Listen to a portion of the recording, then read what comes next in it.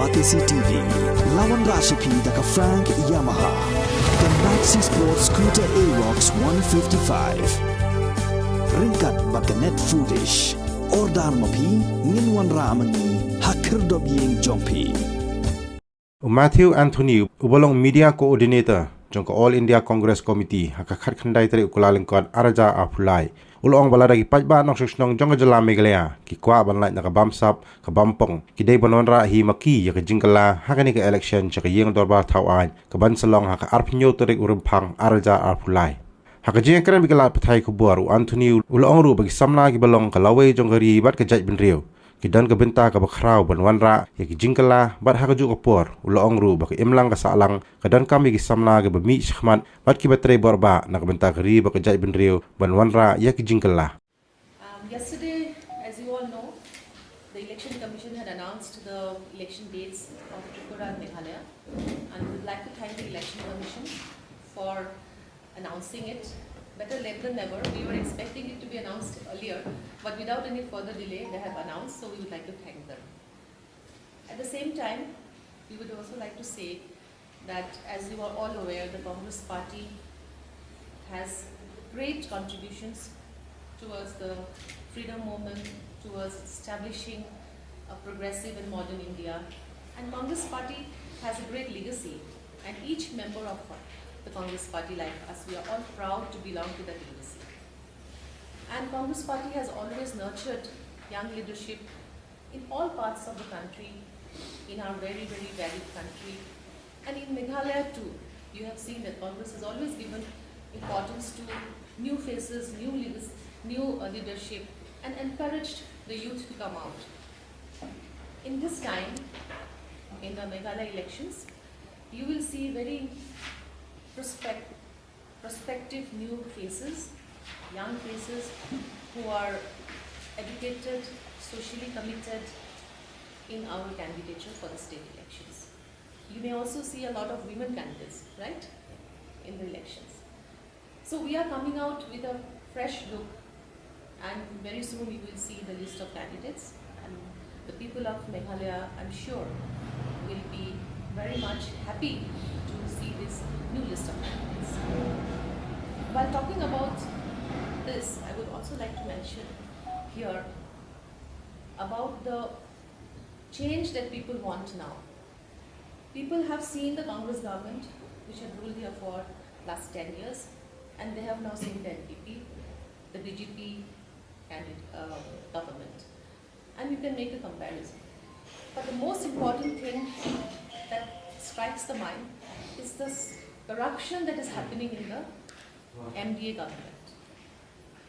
In fact, I would like to mention here that the BJP president, Mr. Ernest Maury, had himself made a press statement, had himself done a press conference, calling the MDA government foul, calling the NPP government foul, calling them the most corrupt government. So you can imagine that if the ally himself says that his government is corrupt, but at the same time, with all due respect to Mr. Ernest Maury, he very earnestly had the press meet, but he did not take any action with all earnestness. So you can imagine his good intentions in saying that. So in one hand, you see that the BJP talks about, the state leadership talks about the NPP being corrupt, the NDA government being corrupt, but at the same time, they don't do anything about it. There are a whole list of scams going on. We will divulge each and everything in the days to come, and people are aware, and we also appeal to the people to see, be conscious, be alert of what is happening, and compare our previous Congress government and this government and take a call. What we need to emphasize is the average age of Meghalaya is 35 years, and 74% of the population is in that age bracket.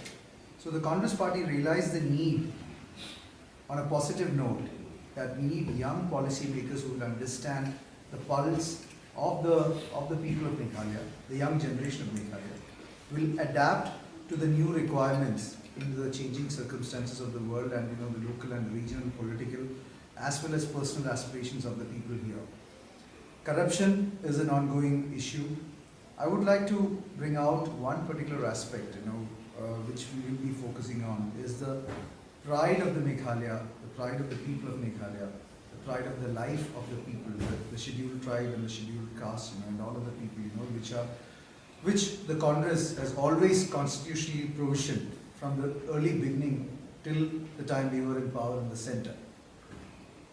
Now, I would like to recall one incident on the minority issues, which we are facing, especially when we are in a state, where there is a minority which is a majority in the state. I would like to recall the incident of Father Stan Swami, a person who worked with the tribal community for their welfare, and the recent evidences which is coming across is showing that evidences were planted in his computer to kind of get him targeted. Do we want the minorities to be targeted like that? Do we want an NDA which partners with such parties who does not respect the minorities? We have our rights. We have our self-respect.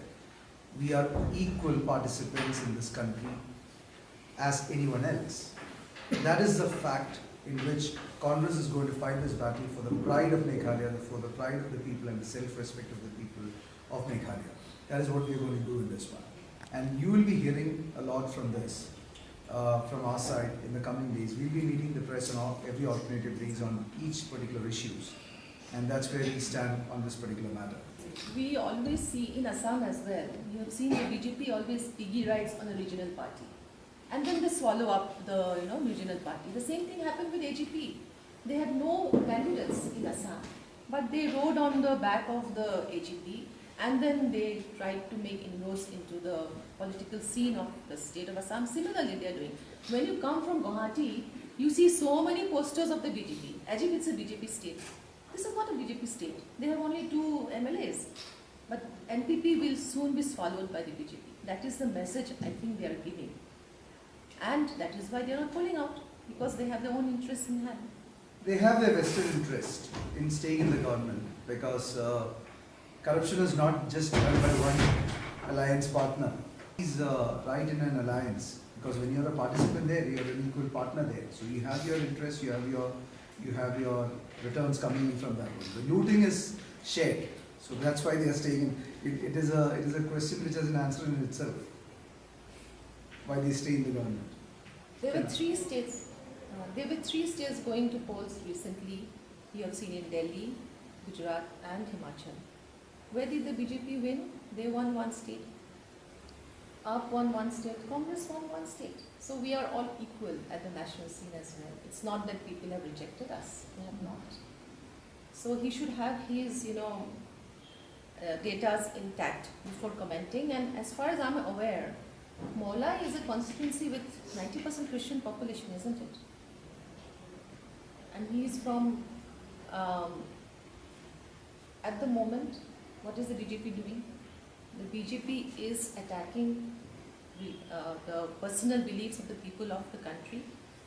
You have seen the attack on the church here in Meghalaya. It happened in Tura. Tomorrow it happened in Tura. Yesterday, today it may happen in the Khasi Hills. So people have to be aware what BJP stands for and what the Congress stands for. And you have seen Rahul Ji's Bharat Jodo Yatra. You have seen the message that he's giving everywhere of peace, love, and harmony among the people. That is what Congress stands for. But wherever BJP goes, they bring disharmony. The government's job is not to create dissent, not to create hatred, but that is what the BJP is doing. And people should be aware. I would like this, where Congress is. As if like the question is coming that before 2014 India never existed. The whole of India was there, even before 2014 also. This is a marketing story of BJP that Congress is non-existent. If you really look at it, Congress has put the entire country together. Look at this room itself. We have to put a consensus amongst this many number of people.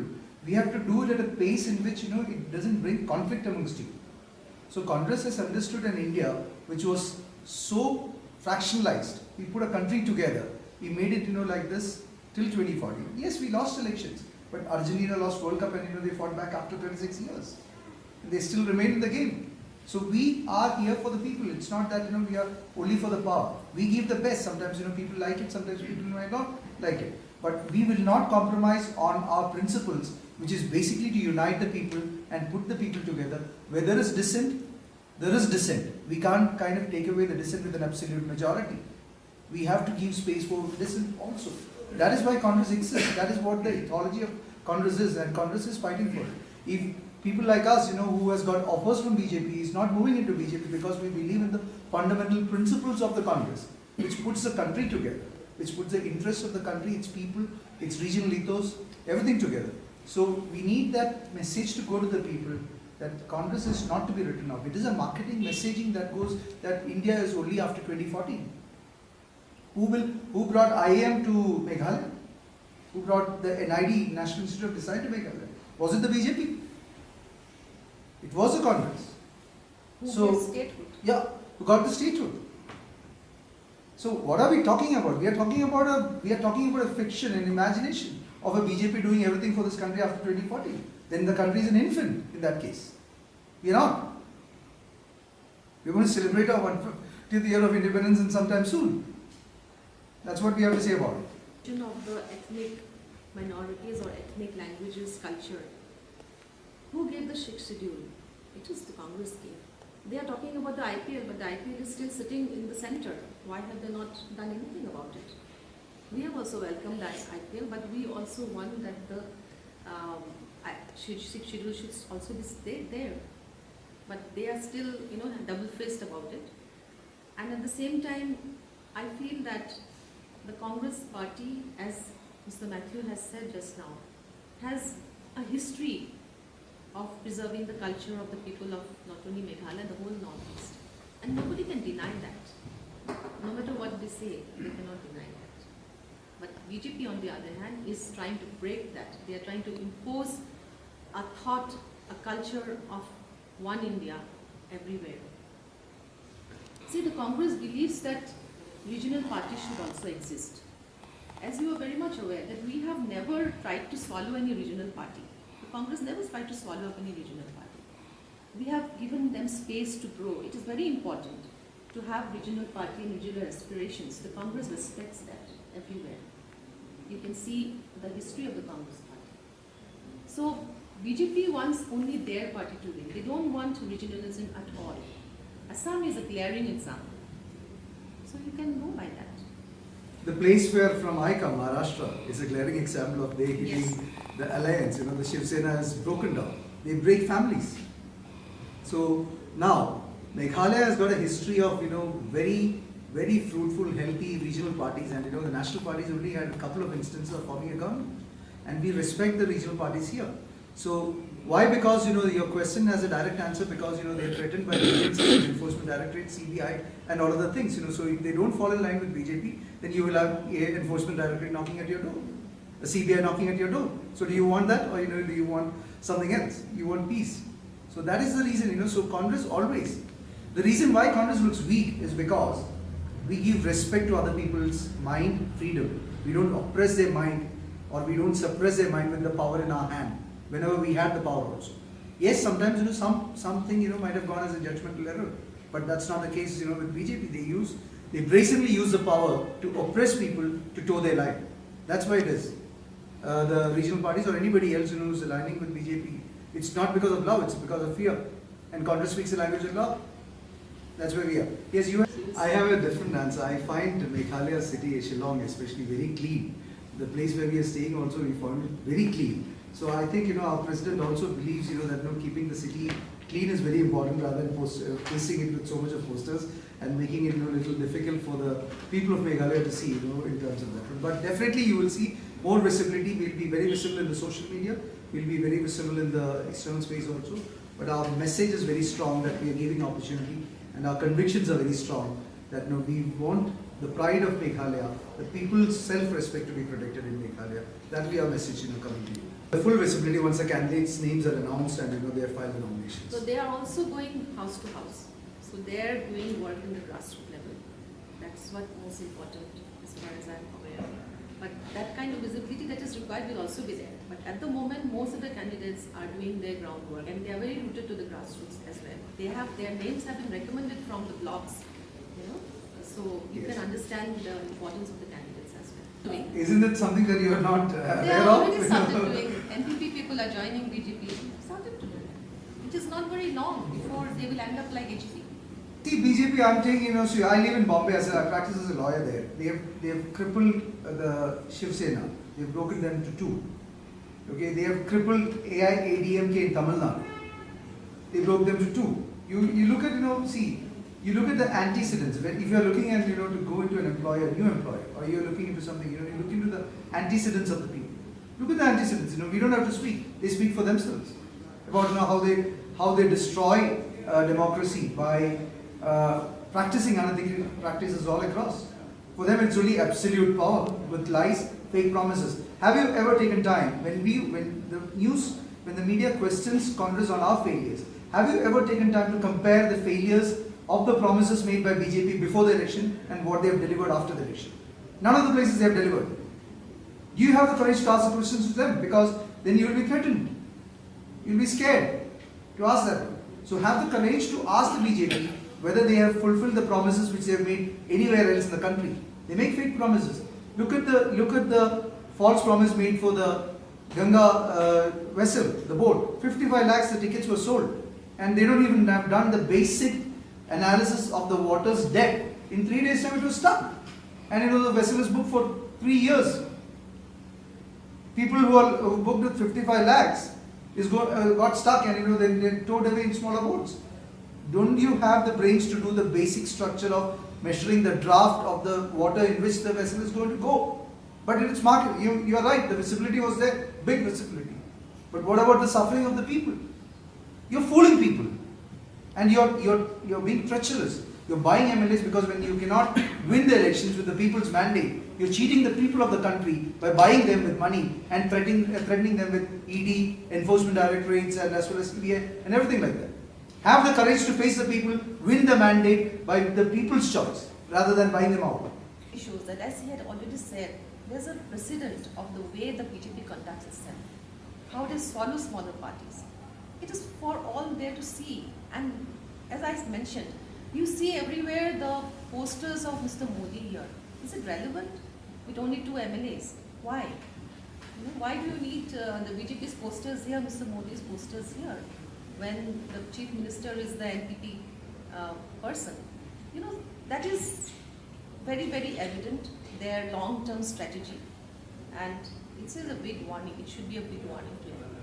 I'll give you one more example on that. Nitish in Bihar. Why is he moving out of BJP? He is also National Party. So look at, you know, the BJP's antecedents. I'm giving you one by one. I'm giving you factual examples. I'm not talking in the air like BJP. You know, home, development space, and they say lies. So Nitish Kumar, Shiv Sena, AIADMK, everywhere, you know, where BJP had tied up with the regional parties, they have destroyed them. So why shouldn't an NPP don't fear about a BJP in some time or other in the near future? On this, if you really understand the Constitution, before understanding the Constitution, we should understand the Constituent Assembly. The Constituent Assembly is the one which took the contributions where Congress formed it. When Congress had absolute majority in the center, the Constituent Assembly was formed by people who were not in agreement with the Congress also. But Madan Mohan Malaviya was also there as a part of the Constituent Assembly. And from there, you know, the judiciary system evolved and we wanted the independence of the judiciary to be maintained. Then the 3 judges' cases came in. The basic structure of the Constitution was evolved from that work. And as for the basic structure of the Constitution, the separation of powers were really required, that in order to keep the people's interest of this country and to uphold democracy, we need to have the judiciary and the executive to be separated. The NJAC was asking for the executive's presence in the judge's appointment, whereas that is contradicting with the basic structure of the Constitution. And the Constitution is supreme than the Parliament by the Constitution in which, you know, we live in. So, unless and until there is a consensus approach derived between the judiciary and the executive. The parliament cannot overrule the basic structure of the constitution, and this is a part of the procedures required by the Supreme Court when they rejected the NJAC in 2016, way back in 2016. Then the government was asked to submit a procedure to the Supreme Court. Now Kiran Rijiju is saying that it is a part of that procedure, we are kind of recommending this, but we don't see that flying, and Congress is not agreeing with BJP on this for the simple matter that they want absolute majority to decide everything, whereas in a democracy, the minorities also has a say, and we cannot allow the absolute power of the judiciary also going to be decided by the executive with this kind of absolute majoritism practiced by them. So we don't agree with Kiran Rijiju on that one. Yet they didn't give up the hope of winning the World Cup. They just played for the country, they just played for them. Similarly, Congress is working for the benefit of the people. Sometimes, there is a phase in life, where you have some situations coming up. But what is important is that, we are not giving up. We are working with the hope to serve the people, irrespective of the challenges which we face. And that is why sometimes, situations like this are opportunities also, because, we are getting an opportunity for a lot of youngsters to come into the politics by using this as an opportunity. So that's why, we see, I'm not saying miracle, it's about, being consistent. It's about doing small things in a very consistent manner, and that's where your victory lies. And we are being consistent in kind of giving opportunities in the challenging moments, to very youngsters who are capable, who are professional, who have aspirations, and who have ambitions to serve the people of Meghalaya. We're giving them an opportunity, and definitely the people of Meghalaya will see the Congress sincerity and the integrity of the Congress in serving the states all these years, even when they were not in power, by helping the people. Temptations are always there. Temptations with fear is always a reason. What if I put a gun on your head and say that if you don't join me, then you lose your life? Or what if I put a threat on you and notice from an agency, from a central agency, that I'm going to take all your transactions, and if you don't join me, a case charge will be filed against you. Today you have realized that after BJP, the second largest, biggest party in the country in terms of generating wealth is TMC. So that means they succumb to the money pressure. Do I need to say that? Yeah.